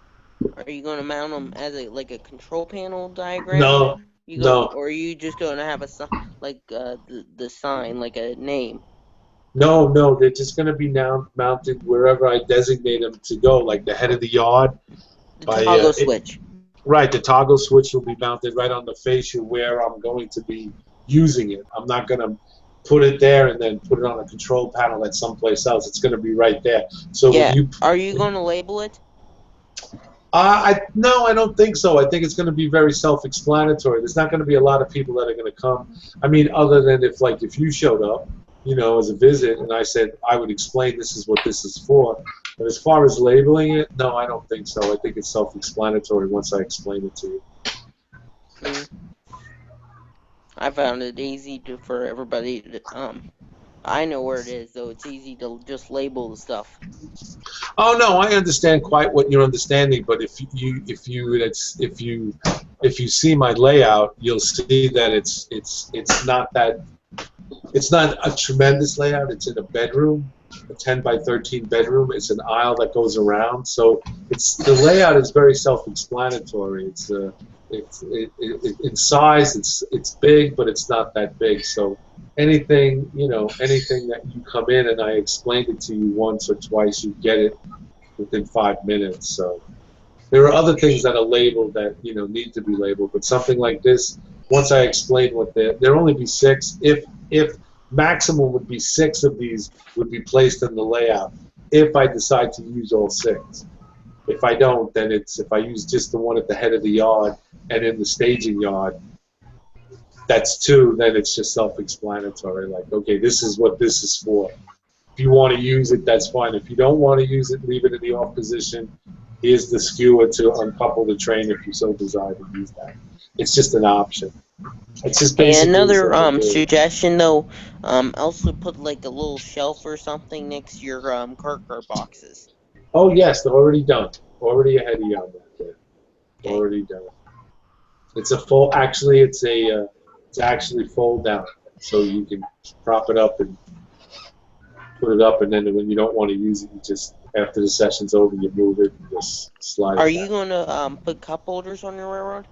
Already got them on. Man, me and you were thinking alike here, bro. I mean, great minds think alike. I already got them. I went to the local marina down here in Great Kills, and I went into the marina shop, and they had those boat cup holders where they fold up on the side. So I put them in, and I stenciled them, South Brooklyn Railroad, and people come over. My friend Jerry happened to come over a couple of weeks ago, and we were having a fresca together. And he said, "What are these?" And I said, "These are cup holders." And he was like, totally blown away. Because spilling liquid on the layout can really like ruin the operating section, if not the scenery. Yeah. Especially if you're drinking Coke, because Coke has a tendency to rot through everything. All right, Mark has asked, hey y'all, who uses KD coupler mounted at the end of track for the height gauge or gauge to ride height of the couplers? I do. See? Yeah, I've got one of the KD gauges myself. I use the same. We've got a test piece down at my grandfather's house for when we're redoing couplers and trucks and whatnot, and it works great. All right. They're pretty much the only way to go. Yeah. Yeah. Yeah, I've got coupler height gauge too, but mine has to be used on dead track because it's metal. It will short out a hot track. That's the way the KDs are. Yeah. Real quick, David has posted up here a link that, let me get back to it here. Goes back to the number boards. He said to whomever was asking about changing the numbers in the number boards, Shell Scale Decals offers a great selection of number boards, and he's put the link to their site up here, so I'll leave that in the Q&A for those that watch the recorded show. Tony has also put a link up here for a paint booth. So you might want to go check that one out too.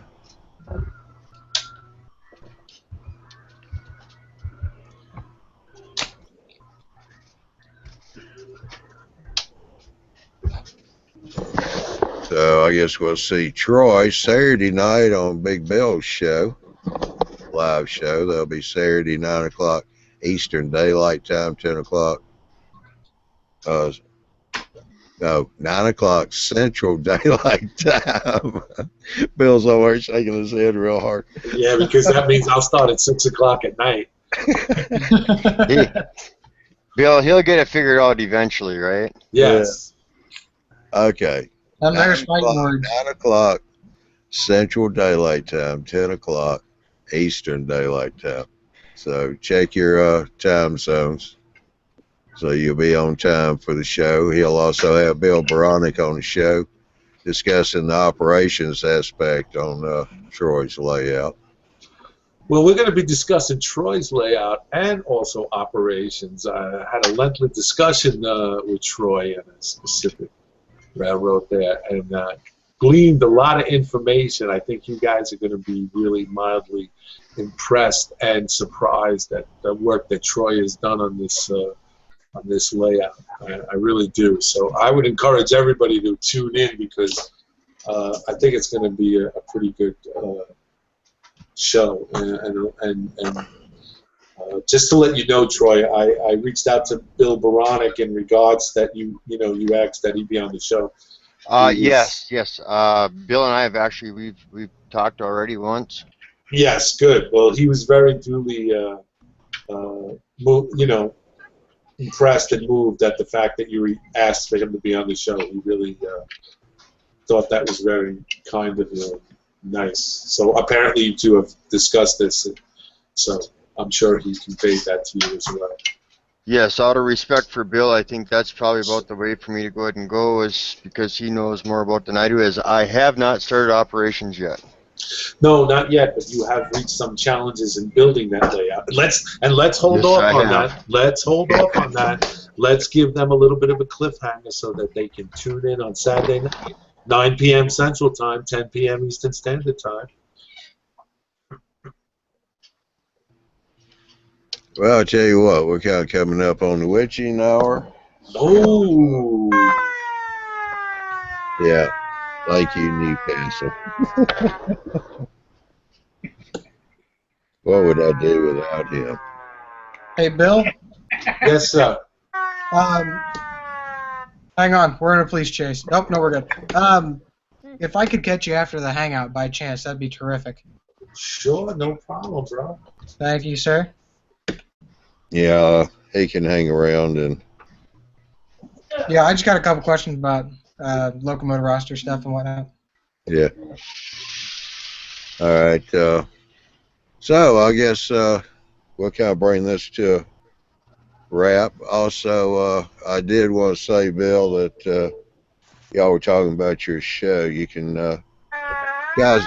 Hey, Newcastle, don't do that anymore, please. In the famous words of Ed Sullivan, I guess you could say Saturday night show is going to be a really big show. Really big. Really. You know, you're dating yourself here, because I think me, you, and Curtis are the only ones that know who that is.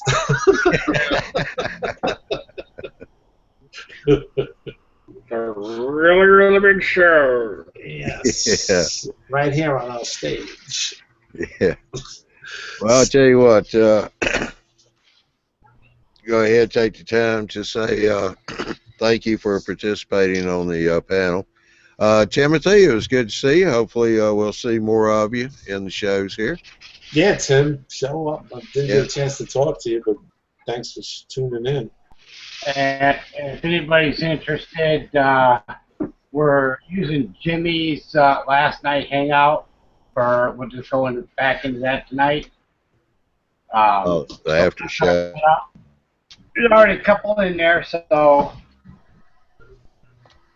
Yeah, so you can go to a Google page and look for Jimmy's Wednesday night show. That'll be the after show link. Bill, thank you for coming in on the panel. Oh, no problem. My Shane, honor. good having you back. Good seeing y'all. Troy, glad you could pop back in with us.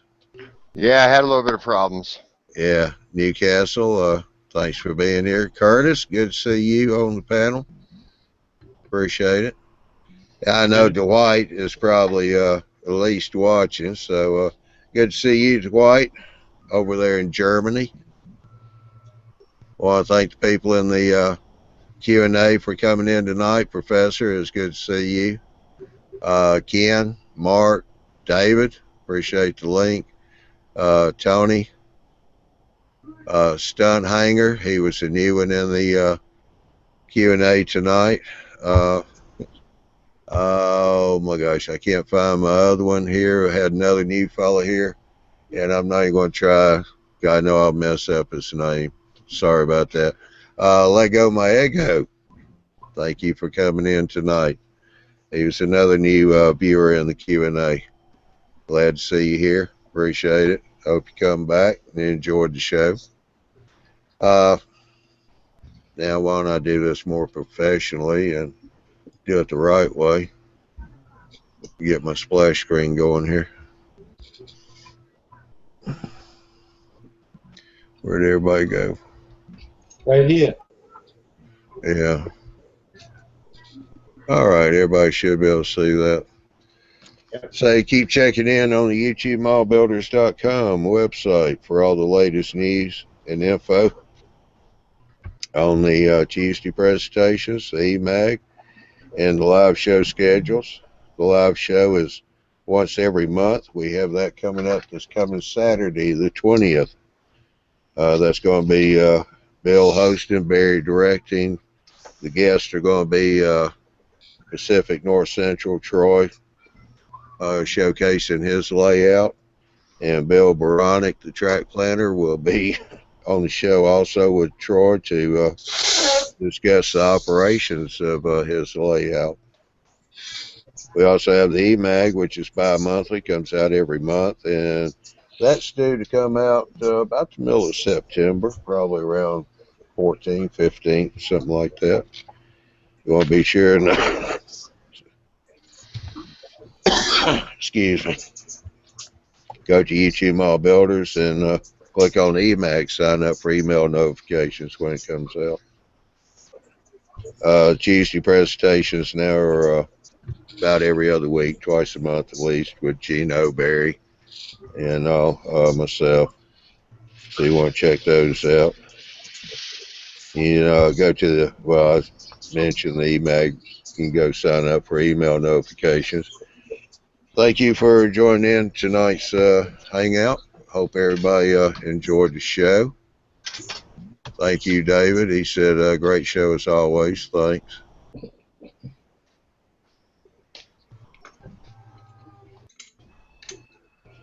And I want to say thank you to everybody. Hope you have a good weekend. Be sure to catch the Saturday night show for sure. It's going to be a good one. Always is. We got Mr. Big Bill there, Mr. New Yorker. He makes it good. Or you get the mafia. All right, everyone. Thank you for coming in tonight.